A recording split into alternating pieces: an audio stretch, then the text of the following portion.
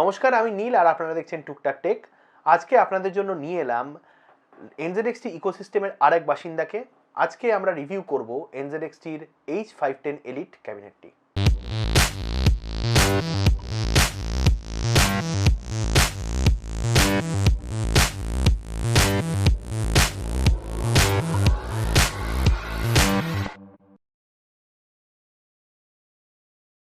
H710 বাদ দিলে ধরা যায় যে H510 এলটি NZXT-র ক্যাবিনেট লাইন আপের ফ্ল্যাগশিপ ক্যাবিনেট।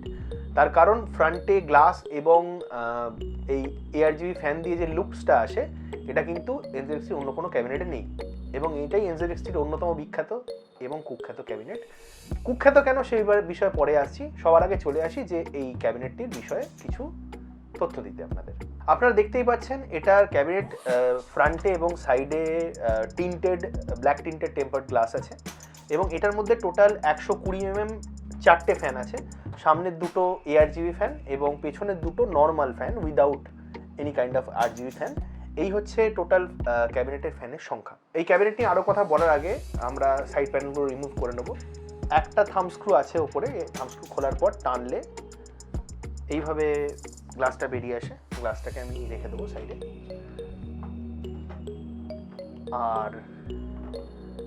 আর একটা প্যানেল যেটা, সেই প্যানেলটা খোলার নিয়মটাও একই ধরনের, তবে এটা খুলতে একটু বেশি বেগ পেতে হয়, কারণ এটার সামনের দিকে কতগুলো লক থাকে, সেই লকগুলোকে থেকেও ফ্রি করে তবে খুলতে হয়।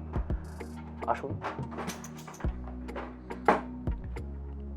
এবং এইটা প্যানেলটা যদি আপনারা খেয়াল করেন, দেখবেন সাইডে এয়ার ইনটেকের জায়গা আছে এবং তার উল্টো দিকে একটা ডাস্ট ফিল্টারও লাগানো আছে ইনটেকের জায়গাতে।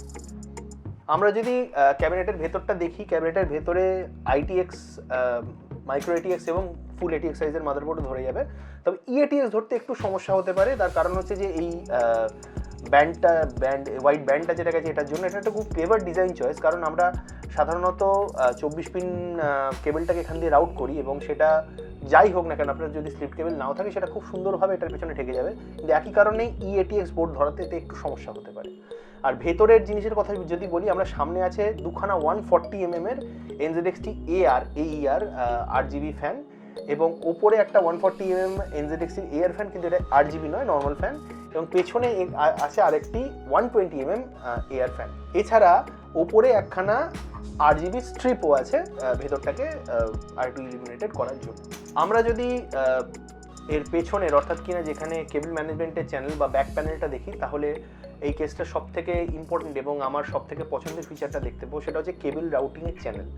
আপনারা দেখতে পাচ্ছেন এখানে এই প্লাস্টিকের সুন্দর সুন্দর খাপ করে তার মধ্যে ভেলক্রো লাগিয়ে, যাতে আমরা খুব ইজিলি এবং খুব সহজে কেবল ম্যানেজ করতে পারি তার ব্যবস্থা করা আছে। এমনকি ওপরে CPU EPS পাওয়ার কানেক্টরটা টানার জন্য একাধিক চ্যানেল করা আছে।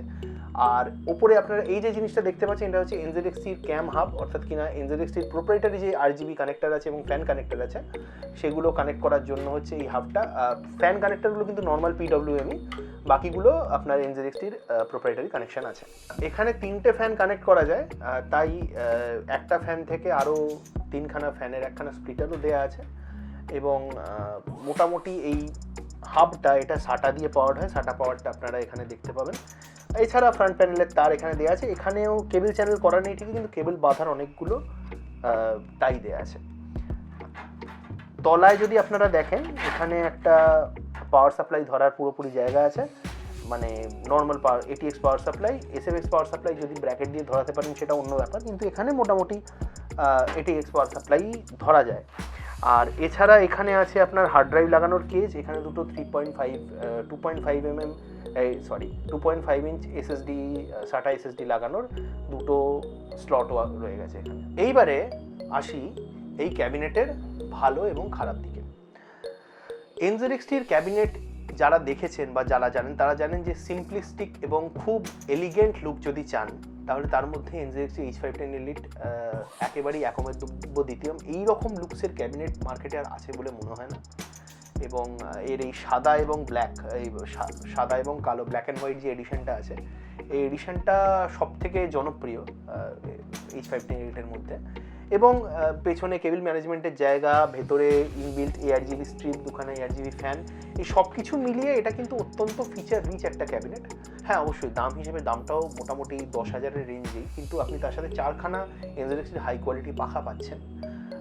তো সব কিছু মিলিয়ে এবং ক্যাম হাব থেকে আরম্ভ করে যা যা ফিচার আছে, ফিচারের দিক থেকে দেখতে গেলে এটা NZXT-এর অন্যতম ফিচার রিচ একটি ক্যাবিনেট। এইবারে আসি এই কেসটার খারাপের দিকে। আর খারাপের দিকটা আমার সত্যি করে নতুন করে কিছু বলার নেই। যারা গেমার্স নেক্সাস ফলো করেন বা গেমার্স নেক্সাসের ফলোয়ারদের ফলো করেন তারা জানেন যে NZXT-র H510 এলিট সম্পর্কে কি কথা বাজারে চালু আছে। তবু আমি খুব প্র্যাকটিক্যালি বলতে চাই যে এই কেসের কি সমস্যা এবং কেন সমস্যা।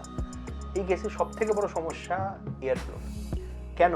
তার কারণ সামনের এই যে দুটো পাখা আছে, এটা সামনে একখানা গ্লাস আছে, এটা হচ্ছে এই ক্যাবিনেটের একমাত্র ইনটেক, কারণ সেই রকমই এয়ারফ্লো কনফিগারেশন করা আছে। সামনে দুটো পাখা হাওয়া টানছে, পেছন দুটো পাখা হাওয়া বের করছে। সামনের দুটো পাখার কিন্তু মানে ফ্রন্ট সাইড যদি দেখি, ফ্রন্ট সাইডে সিল, ফ্রন্ট সাইডে হাওয়া ঢোকার কোনো জায়গা নেই। হাওয়া ঢোকার জায়গা একমাত্র এই জায়গাটাতে, এবং এর ওপরে আছে আমাদের ক্যাবিনেটের এই এয়ার ফিল্টার। তো ঠিক আছে, অসুবিধা নেই, ইনটেকে এয়ার ফিল্টার থাকা খুবই ভালো, কিন্তু জায়গাটা এটার এতটাই সরু যে আমি যদি এখানে একটু বেশি কেবল নিয়ে যেতে শুরু করি তাহলেই কিন্তু এই জায়গাটা জ্যাম হতে শুরু করবে এবং জায়গাটা এয়ারফ্লো অবস্ট্রাক্ট হতে শুরু করবে। আর দুটো 140 পাখা যেগুলো এত হাওয়া টানতে পারে, তার জন্য যেটুকু ইনটেক এরিয়া আছে সেটা অত্যন্ত কম, ফলে এই দুটো পাখাকে বেসিক্যালি নিঃশ্বাস বন্ধ করে রাখা হচ্ছে। তার ফলে এই পাখাটা একদিক থেকে দেখতে গেলে যেটা বলা হয়, পাখাটা না, এই ক্যাবিনেটটা যেটাকে আমরা নেগেটিভ এয়ার প্রেশার বলি, সেই নেগেটিভ এয়ার প্রেশারে চলছে, অর্থাৎ ইনটেক কম, এক্সস্ট বেশি। তার ফলে ক্যাবিনেটের মধ্যে ধুলো পড়ার সমস্যাও বাড়ে, কারণ আপনার যেহেতু শুধুমাত্র এয়ার বের করা হচ্ছে, সুতরাং বাইরের এয়ার প্রেশারে ধুলো বেশি এর মধ্যে ঢুকে আসবে, এবং ধুলো ঢোকার প্রচুর জায়গা রয়েছে। পেছনে PCI স্লটগুলো আছে, তারপরে পাখার ভেন্টও রয়েছে, ধারের ভেন্টও রয়েছে, সুতরাং এটা একটা বড় সমস্যা। এবং আমাদের রিসেন্ট টাইমসে আমরা যে হাই টিডিপির গ্রাফিক কার্ড ব্যবহার করি বা হাই টিডিপির প্রসেসর ব্যবহার করি, সেইগুলোকে পর্যাপ্ত রূপে ঠান্ডা করার মতো কতটা উপযোগী এই কেসের এই এয়ারফ্লো হবে সেটা আমি ঠিক বলতে পারি না।